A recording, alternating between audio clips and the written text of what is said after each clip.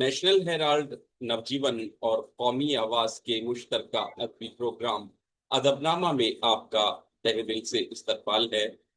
میں ہوں عمران ایم خان، اور آج کی نشست میں ہم عصر حاضر کے ایک ایسے شاعر کا ذکر کریں گے جن کی شاعری اپنے منفرد لہجے، داخلی کرب، فکری گہرائی، ذو معنی اظہار اور روزمرہ زندگی کے تجربات کو نہایت سادہ مگر غیر معمولی انداز میں پیش کرنے کے لیے پہچانی جاتی ہے۔ ان کے اشعار بظاہر سہل اور بے ساختہ محسوس ہوتے ہیں، لیکن ان میں زندگی، محبت، تنہائی، آرزو، سماجی رویوں اور انسانی نفسیات کے کئی دریچے واہ ہوتے ہیں۔ انہوں نے اپنی انفرادیت کے بل پر اردو غزل کو ایک ایسا اسلوب عطا کیا جس میں طنز بھی ہے، درد بھی، خاموش احتجاج بھی، اور زندگی کو دیکھنے کا ایک منفرد زاویہ بھی۔ آغاز میں ان کے دو اشعار ملاحظہ کیجئے۔ بے آرزو بھی خوش ہے زمانے میں بعض لوگ، یا آرزو کے ساتھ بھی جینا حرام ہے، اور کچھ نہیں بولا تو مر جائے گا اندر سے شجاع، اور اگر بولا تو پھر باہر سے مارا جائے گا۔ جی ہاں، آج کی نشست میں ہم گفتگو کریں گے اردو کے ممتاز شاعر شجاع خاور کی، جن کی شاعری قاری کو محض لطف سخن ہی نہیں دیتی بلکہ اسے اپنے باطن میں جھانکنے پر بھی مجبور کر دیتی ہے۔ اور آج کی اس نشست میں بھی ہمیشہ کی طرح ہمارے ساتھ موجود ہیں معروف شاعر، نہایت مقبول ناظم مشاعرہ اور اردو شاعری کے کلاسیکی اور جدید رجحانات پر گہری نگاہ رکھنے والے ادبی شخصیت معین شاداب صاحب۔ شاداب صاحب، ادب نامہ میں آپ کا دل کی گہرائیوں سے خیر مقدم ہے۔ بہت شکریہ بھائی، بہت شکریہ۔ سب سے پہلے آپ سے گزارش ہے کہ شجاع خاور کی ابتدائی زندگی اور ان کے خاندانی پس منظر کے بارے میں ہمارے ناظرین کو بتائیں۔ دیکھیے، شجاع خاور جن کا اصل نام شجاع الدین ساجد خان تھا، جو دہلی ہے، ہماری قدیم دہلی، اور اس کے ایک ایسے خاندان سے ان کا تعلق تھا، اس سے اس کی عظمت کا اندازہ ہو سکتا ہے کہ ان کے آباء و اجداد میں ایک صاحب جو بڑے بزرگ تھے، عالم تھے، وہ مغل شہزادوں کو فارسی پڑھایا کرتے تھے۔ تو 4-5 پشت پہلے ہم جا کر دیکھتے ہیں تو شجاع خاور صاحب کا یہ علمی اور تعلیمی خانوادہ ہمارے سامنے آتا ہے۔ اس کے بعد یہ ہوا صاحب کہ برطانوی حکومت میں جو ان کی کچھ زمینیں تھیں، وہ کہا جاتا ہے کہ وہ ایکوائر کر لی تھی حکومت جو برطانوی حکومت تھی ہندوستان میں۔ تو اس کے بعد ان کے جو خاندانی حالات تھے، ان کے جو آباء و اجداد تھے، ان کی حالت ذرا سا ناگفتے بے ہو گئی تھی۔ تو ایک طرح سے جب شجاع خاور کے والدین تک یہ سلسلہ پہنچتا ہے تو ایک بڑا نیم خواندہ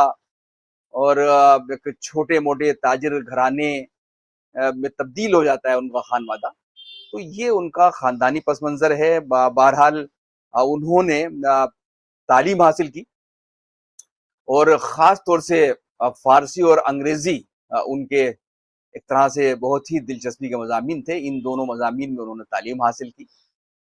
اور تقریباً یہ سمجھ لیجیے 16 برس کی عمر میں شعر کہنا شروع کر دیا تھا۔ تو اس سے اندازہ ہوتا ہے کہ تعلیم کے تئیں یا شعر و ادب کے تئیں ان کا کیا رجحان تھا۔ تو بہرحال ایک ایسے خانوادے سے ان کا تعلق رہا کہ جس نے پہلے عروج دیکھا، پھر زوال دیکھا، اور پھر جو پرانی دلی کا ایک ٹیپیکل ماحول ہے، اس ماحول میں انہوں نے پرورش حاصل کی۔ آپ نے نہایت خوبصورت انداز میں ان کے پس منظر کو بیان کیا، اور جیسا کہ آپ نے بتایا کہ بہت ہی کم عمری میں انہوں نے شعر کہنا شروع کر دیا تھا، تو ان کے اندر شعر و ادب کا ذوق کس ماحول میں اور کس طرح پروان چڑھا، یہ بتائیں۔ دیکھیے، پرانی دہلی کا جو سلسلہ تھا شعر و ادب کا، اور خاص طور سے جو مظہر الاسلام اسکول میں انہوں نے تعلیم حاصل کی، اس کے بعد جو اینگلو عربک اسکول ہے، اجمیری گیٹ کا بہت مشہور اسکول ہے، وہاں انہوں نے تعلیم حاصل کی۔ اس کے بعد دہلی یونیورسٹی میں انہوں نے تعلیم حاصل کی، پھر درس و تدریس سے آپ وابستہ ہو گئے۔ تو اسی ماحول میں ان کی جو ایک طرح سے شعری نشو و نما تھی وہ ہو رہی تھی، اور جس طرح میں نے عرض کیا تھا کہ جس طرح کتابوں میں لکھا ہوا کہ 16 برس کی عمر میں انہوں نے شعر کہہ دیا تھا، اور زمانہ طالب علمی میں ہی انہوں نے ایک بڑا کام یہ کیا تھا کہ تاج محل پر جو لوگوں نے نظمیں کہی ہیں، نزید اکبر آبادی سے لے کر عہد حاضر تک یا ان کے عہد تک جو بھی تاج محل پر نظمیں کہی گئی تھی، ان کا انہوں نے ایک انتخاب شائع کیا تھا، اور اس انتخاب کی خوبی یہ تھی کہ اس میں انہوں نے تمام نظموں پر تبصرہ بھی کیا تھا، اپنے کمنٹس اس میں درج کیے تھے، اور یہ بتایا تھا کہ ایک طرح سے کہ جو 7 عجائب ہیں ان میں سے ایک تاج محل ہے، اس کو شعرا کس کے زاویے سے دیکھتے ہیں، اس میں ان کی نظمیں شامل تھی۔ تو یہ اس ماحول میں کہ جب وہ 18 برس 19 برس 20 برس کی عمر میں یہ سب بڑے کام وہ کر رہے تھے، یہ بھی بتایا جاتا کہ انہوں نے جو پہلا مشاعرہ تھا وہ بھی بہت کم عمری میں حاصل کر لیا تھا، اور اس مشاعرے میں دلچسپ بات یہ ہے کہ فراق کے بعد ان کو پڑھوایا گیا تھا۔ کہیں لکھا ہے روداد میں کہ ماولنکر ہال میں وہ مشاعرہ تھا، ہندوستان کی کسی خاص تقریب کے موقع پر تھا، اور اس میں مشاعرہ کچھ چل کر نہیں دے رہا تھا، کچھ واجبی سی داد لوگوں کو مل رہی تھی، تو فراق کے بعد ان کو پڑھوایا، اور شاید جشن آزادی یا جشن جمہوریت کا مشاعرہ تھا، تو پھر ساغر نظامی جو نظامت کر رہے تھے مشاعرے کی، انہوں نے کہا کہ اب آپ ایسے شاعر کو سنیے کہ جو آزادی کے بعد پیدا ہوا ہے۔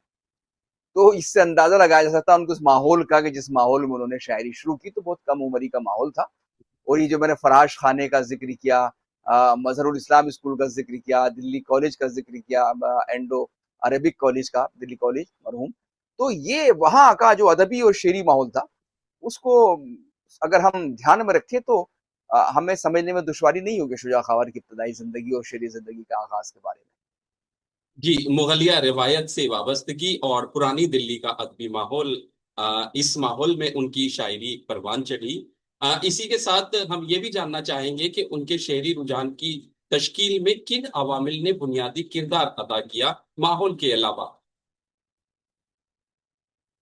ہاں دیکھیے، دہلوی تہذیب جس کو ہم کہہ سکتے ہیں، جس کا اسی سے جڑا ہوا سوال ہے جس کا ہم نے ذکر کیا ابھی، جو ایک دہلوی تہذیب تھی وہ ان کے ہاں رچی بسی تھی، اور ان کے ہاں ملتا ہے، اس کا استعمال بھی دہلی کے محاورے ہیں، دہلی کی ٹکسالی زبان ہے، اور انہوں نے لکھا بھی ہے کہیں، اور لوگوں نے بھی لکھا ہے کہ ان کے گھر میں، ان کے محلے میں، ان کے اسکول میں اور آس پاس کے ماحول میں جو زبان بولی جاتی تھی اسی کا استعمال انہوں نے اپنی شاعری میں کیا ہے۔ تو ایک طرح سے اس ماحول کا ان کی شاعری پر بڑا اثر پڑا، جس میں خاص طور پر جو دہلوی تہذیب ہے اس کا ماحول ہے۔ اس کے علاوہ انہوں نے کالج میں درس و تدریس کے فرائض انجام دیے، انگریزی پڑھائی، فارسی کا ان کو بڑا علم تھا، تو ان دونوں زبانوں کا شعری ادب پڑھنے کے بعد ان کا جو اپنا شعری ایک رویہ ہے یا جو شعری روپ ریکھا ہے وہ تیار ہو سکتی ہے، اس کو آپ اس سے اندازہ کر سکتے ہیں۔ تو ان تمام ماحول کے درمیان اس شعر و ادب کے ماحول میں اور ان کے ذوق میں اور پرانی دلی کے زبان اور محاورے، اس سب کا ان کی شاعری پر بڑا گہرا اثر نظر آتا ہے۔ جی، ہم بات چیت کے سلسلے کو آگے بڑھاتے ہیں اور شجاع خاور کی شاعری کی نمایاں خصوصیات کے بارے میں جاننا چاہیں گے۔ ان کے لہجے، موضوعات، زبان اور اسلوب کو آپ کس طرح دیکھتے ہیں؟ دیکھیے، شجاع خاور اپنے لہجے، اپنے اسلوب کی وجہ سے ہی مشہور ہیں، یعنی ان کا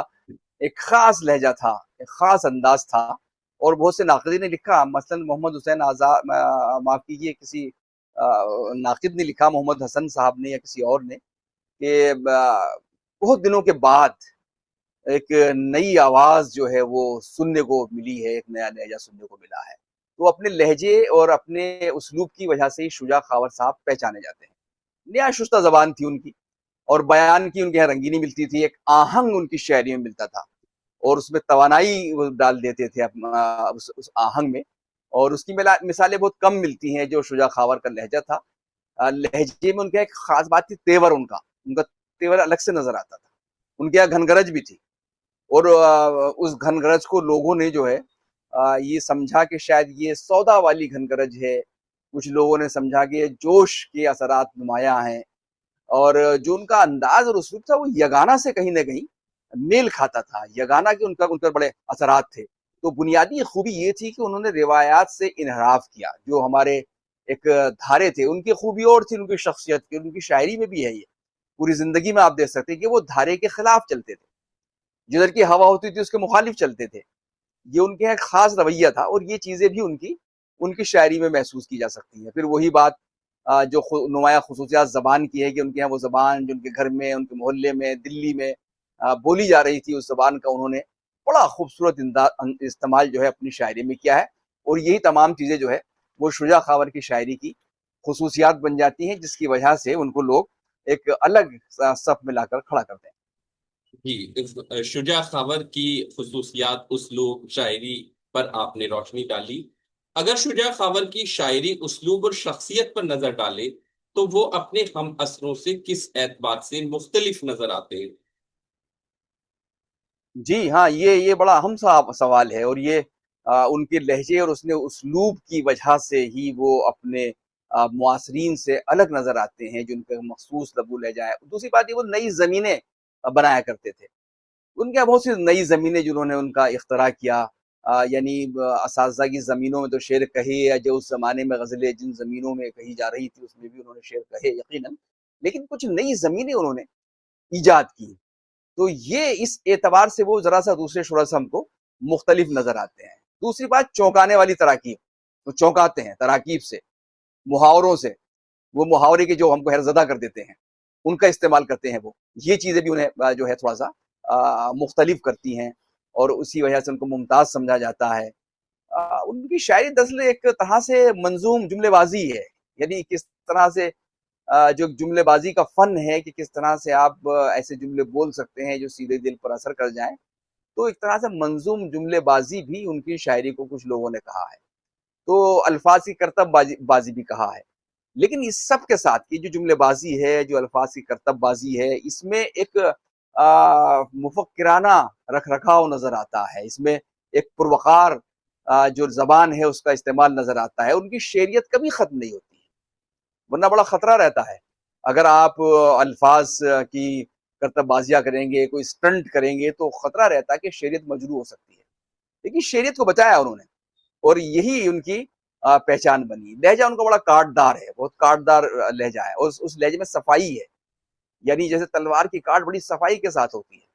تو یہ تمام چیزیں کہ وہ اس طرح کے تجربات کر رہے ہیں لیکن اس کی شعریت کو مجروح نہیں ہونے دے رہے ہیں، تو یہ چیزیں ان کو ذرا سا مختلف کرتے ہیں اپنی معاصرین۔ جی، شعریت اور اسٹنٹ میں توازن اور لہجے میں کاٹ، جیسا کہ آپ نے بتایا۔ شاداب صاحب، اب آپ سے گزارش ہے کہ شجاع خاور کی زندگی کا کوئی ایسا واقعہ، یادگار لمحہ یا دلچسپ قصہ بیان کریں جو ان کی شخصیت اور مزاج کو بہتر طور پر سمجھنے میں مددگار ثابت ہو۔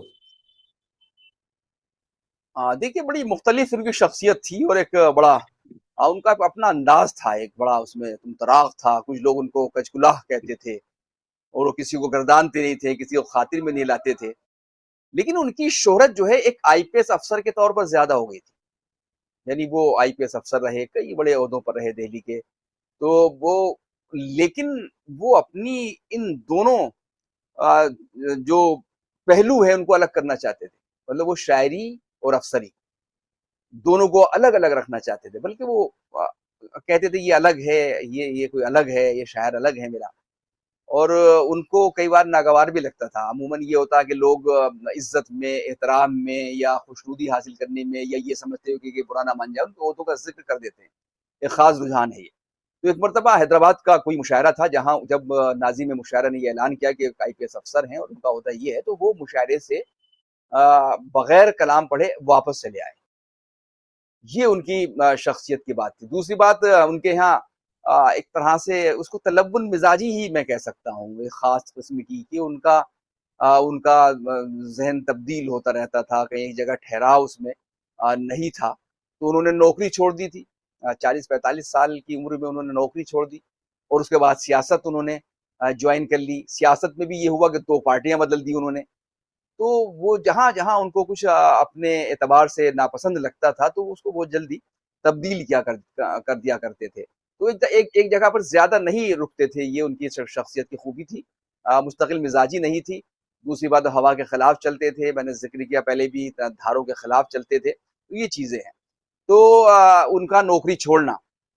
پھر سیاست میں آنا، اور پھر سیاست میں بھی مطلب ان کو یہ لگا کہ نظریاتی طور پہ متفق نہیں، یہ ان کی زندگی کا بڑا اہم واقعہ تھا۔ اور دوسرا واقعہ جو ان کی زندگی کو متاثر کر گیا، ان پر ایک فالج کا شدید حملہ ہوا تھا، اور فالج کے شدید حملے میں وہ 17 برس انہوں نے ایک طرح سے بڑی ہمت کے ساتھ مقابلہ کیا اس بیماری کا، اور اتنا شدید حملہ تھا کہ ان کی یادداشت چلی گئی تھی، وہ لکھنا پڑھنا بھول گئے تھے، شاعری ان کو بالکل یاد نہیں رہ گئی تھی۔ تو اس کے باوجود انہوں نے وہ تقریباً 17 برس اس حالت پر رہے، پھر اٹھے ہمت کے ساتھ، جو ان کی خود اعتمادی تھی، ایک ول پاور تھی۔ تو اس کے بعد پھر انہوں نے وہ بتاتے ہوئے تھے کہ میں نے پڑھنا سیکھ لیا ہے، اب مجھے لکھنا پڑھنا آ گیا، تو دوبارہ پڑھنا سیکھا، انہوں نے لکھنا سیکھا، اور دوبارہ شاعری سنتے تھے۔ ممکن ہے کچھ شاعری کی بھی ہو، محفلوں میں آ جاتے تھے، وہ یوں ہی اپنے پورے وجود کو گھسیٹتے ہوئے محفلوں کا حصہ بن جاتے تھے۔ تو ان کا جو ادبی ذوق تھا وہ کبھی کبھی ماند نہیں پڑا، اور ہمیشہ وہ ان کو ایک توانائی دیتا رہا، زندگی دینے کی توانائی دیتا رہا۔ تو یہ ایسے اور بھی چھوٹے موٹے بہت سے واقعات تھے جو ان کی شخصیت کو بہت نمایاں کر کے ہمارے سامنے پیش کرتے ہیں۔ جی، آپ نے شجاع خاور کی شخصیت پر روشنی ڈالی اور ان کے متاثر کن آپ نے جو کردار کو نمایاں کیا۔ شجاع خاور کی ادبی خدمات اور اردو شاعری میں ان کے مقام کا آپ کس طرح تعین کرتے ہیں؟ ہاں، ان کا بڑا اہم مقام ہے۔ جس طرح گفتگو ہم کر رہے تھے کہ ان کو اس وقت کے تمام جو بڑے بڑے اس وقت کے ناقدین ہیں، چاہے اس میں عالم سرور ہوں، محمد حسن صاحب ہو، تو ان لوگوں نے ان کی شعری صلاحیتوں کا اعتراف کیا ہے۔ اور اس وقت کے جو ناقدین تھے، شمیم حنفی صاحب تھے، گوپی چند نارنگ صاحب تھے، زوئے انصاری صاحب تھے، ان سب نے ان کی صلاحیتوں کا اعتراف کیا۔ زوئے انصاری صاحب نے تو ایک جگہ لکھا ہے کہ وہ لمحے موجود کے شاعر تھے، شجاع خاور لمحے موجود کے شاعر تھے۔ تو ایک بڑی بات تھی، ایک چنچل شاعر تھے، اوریجنل شاعر تھے، اور اپنے اپنے اندر گم کبھی نہیں ہوا وہ شاعر۔ یہ زوئے انصاری صاحب نے لکھا ہے۔ نارنگ صاحب نے ایک جگہ لکھا ہے کہ جو رسمیات تھی، جو روایات تھی، اس کے پردوں کو الگ کر دیا تھا شجاع خاور صاحب نے اپنی زبان سے، اپنے موضوعات سے۔ اور ان کے یہاں کچھ لوگوں نے تخلیقی شرارت کو محسوس کیا، جو چنچل اور شوخی جس کا ذکر ابھی زوئے انصاری کے حوالے سے میں نے کیا، تو ایک شرارت بھی ان کے یہاں، لیکن یہ شرارت بڑی ذہانت آمیز شرارت تھی جس کا ذکر ہوتا ہے۔ خلیق انجم صاحب نے کہا تھا کہ دلی کی زبان پر اتنی قدرت شاید کسی اور شخص کو حاصل ہو۔ خلیق انجم صاحب جو دہلوی تہذیب کو نمائندہ شخصیت تھے اور دہلی کی اس تہذیب کو پہچانتے تھے، ان پر بڑی کتابیں ان کی ہیں، تو وہ کہہ رہے ہیں کہ اس طرح کی زبان پر قدرت کسی اور کو شاید ہی حاصل ہو جس طرح شجاع خاور صاحب کو حاصل تھی۔ تو جو بڑے بڑے لوگوں نے ان کا اس کا اعتراف کیا ہے، اس سے اندازہ لگایا جا سکتا ہے۔ دوسری بات کے مقام کو ہم اس طرح بھی سمجھ سکتے ہیں کہ میں نے ذکر کیا تھا کہ اردو شاعری میں تاج محل بہت کم عمری میں انہوں نے کتاب لکھ دی تھی، اور اس کا نوٹس لیا گیا، اس پر لوگوں نے بات کی، اس پر مباحثے ہوئے۔ دوسری ایک خاص بات جو دوسری ان کے مقام کو طے کرتی ہے چیز، انہوں نے ایک نظم لکھی تھی، وہ بھی کم عمری میں لکھی تھی، اور وہ نظم تھی ان کی دوسرا شجر۔ یہ بڑا موضوع بحث کا موضوع رہی اس زمانے میں۔ تو اس میں تقریباً 600 سے زائد مصرے تھے، اور 2-3 بحروں کا اس میں استعمال کیا گیا تھا، اس کی خوبی تھی۔ اور یہ دراصل انسان اور خالق کائنات کے درمیان ایک مکالمہ تھا۔ کچھ لوگ کہتے ہیں کہ یہ آدم اور خالق کائنات کے درمیان جو ہے یہ مکالمہ مقابلے میں تبدیل ہو گیا ہے۔ تو ان کی اس نظم نے کافی متاثر کیا، اور یہ نوجوانی میں ہی انہوں نے ایک طرح سے یہ نظم لکھ دی تھی۔ تو اس سے ان کے شعری مرتبے کو سمجھا جا سکتا ہے۔ نثار احمد فاروقی بڑے ناقد تھے، انہوں نے کہا کہ ایک نئی اور منفرد اور مانوس اور دل پسند آواز جو ہے اردو غزل میں برسوں کے بعد سنی گئی ہے۔ تو یہ سب چیزیں ہیں جن سے ہم شجاع خاور کا کوئی مرتبہ اور مقام متعین کر سکتے ہیں۔ جی، اب وہ مرحلہ جس کا ناظرین و قارئین کو بے صبری سے انتظار رہتا ہے، شاداب صاحب، ہم چاہیں گے کہ آپ شجاع خاور کے پسندیدہ اشعار اپنے خوبصورت انداز میں پڑھ کر سنائیں تاکہ یہ نشش مزید جی، یادگار ہو جائے۔ ہاں، ان کے بہت سے اشعار مشہور ہیں۔ مطلب ان کا پہلا یہ غزل کا مطلب ہے کہ خدا نے چاہا تو سب انتظام کر دیں گے، خدا نے چاہا تو سب انتظام کر دیں گے، غزل پہ آئے تو مطلع میں کام کر دیں گے، غزل پہ آئے تو مطلع میں کام کر دیں گے۔ یہ ان کا بڑا मशहूर शेर है। एक शेर उनका बड़ा कोट किया जाता है और बड़ी जिंदगी देता है, जिंदगी का फलसफा समझाने की कोशिश करता है। कहते हैं कि शुजा, मौत से पहले जरूर जी लेना, और ये उनकी जिंदगी में था भी। शुजा, मौत से पहले जरूर जी लेना, ये काम भूल न जाना बड़ा जरूरी है, ये काम भूल न जाना बड़ा जरूरी है। तो ये इस तरह के अशआर, कुछ और शेर सुनता हूं मैं। तो यहाँ तो काफिले भर को अकेला छोड़ देते हैं,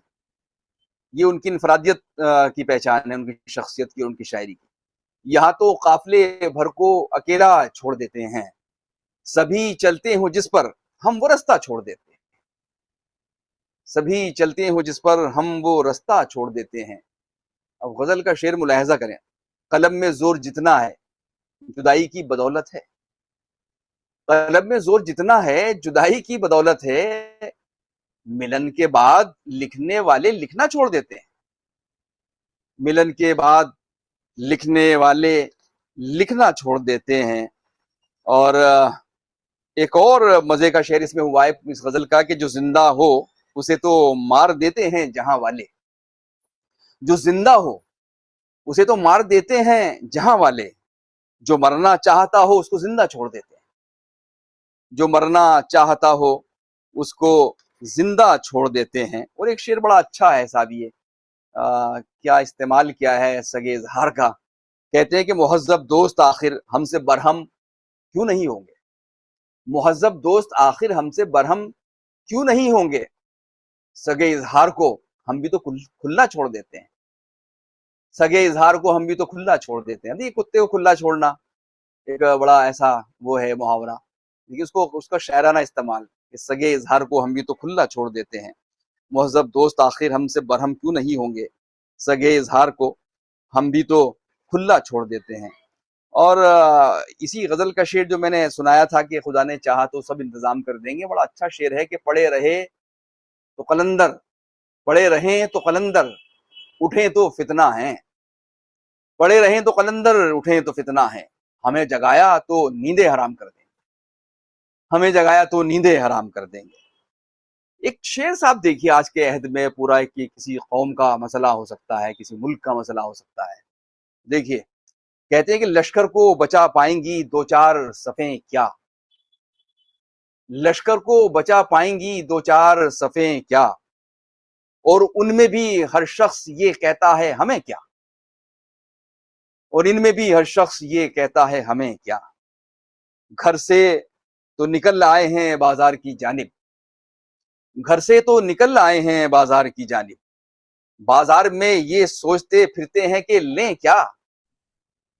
बाजार में ये सोचते फिरते हैं कि लें क्या। तो ये चीजें जो जिंदगी के बहुत से मराहिल को महसूस करते हैं, उनका ये शेर भी बड़ा मशहूर है, उनकी शख्सियत को समझने में मदद करता है। सामान मेरा अर्शे बरी पर पड़ा रहा,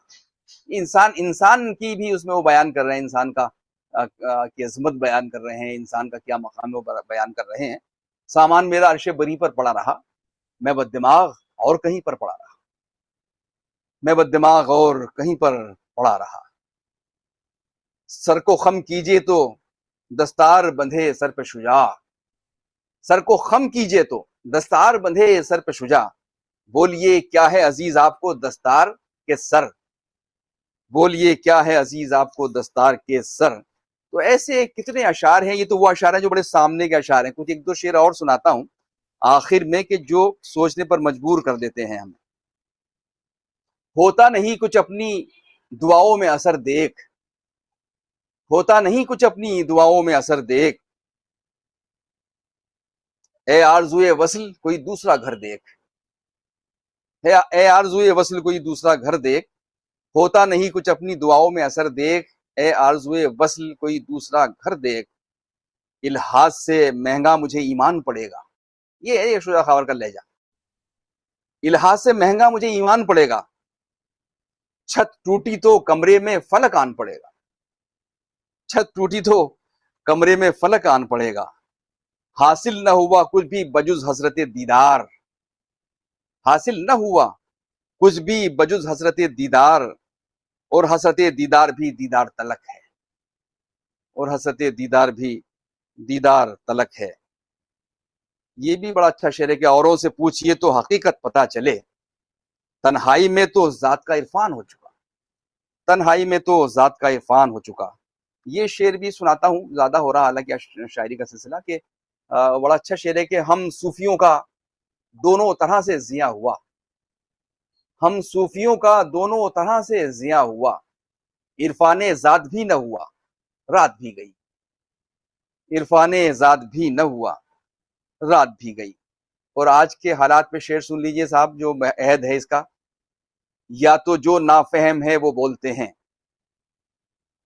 या तो जो नाफहम है वो बोलते हैं इन दिनों, या तो जो नाफहम है वो बोलते हैं इन दिनों, या जिन्हें खामोश रहने की सजा मालूम है, या जिन्हें खामोश रहने की सजा मालूम है। शेर पर तो आपकी कुदरत मुसल्लम है शुजा, इस जमाने का भी कुछ अच्छा बुरा मालूम है, इस जमाने का भी कुछ अच्छा बुरा मालूम है। तो ये हैं शुजा खावर। बहुत शुक्रिया शादाब साहब, आपने जिस अंदाज, गहराई और खूबसूरती से शुजा खावर की शख्सियत, उनके अदबी सफर, शायरी और फन के मुख्तलिफ पहलुओं पर रोशनी डाली, यकीनन नाजरीन ने उसे पसंद किया होगा। नाजरीन और सामीन, अगर आपको अदबनामा की ये नशिश पसंद आई हो तो वीडियो को लाइक कीजिए, चैनल को सब्सक्राइब कीजिए और बेल आइकॉन को जरूर दबाइए, ताकि हमारी हर नई नशिस्त आप तक बर वक्त पहुंचती रहे। हम अगली नशिस्त में एक और अहम अदबी शख्सियत की जिंदगी, उस्लूब और नजरियात पर गुफ्तगू के साथ दोबारा हाजिर होंगे। तब तक के लिए इजाजत दीजिए, अपना ख्याल रखिएगा, फिर मुलाकात होगी।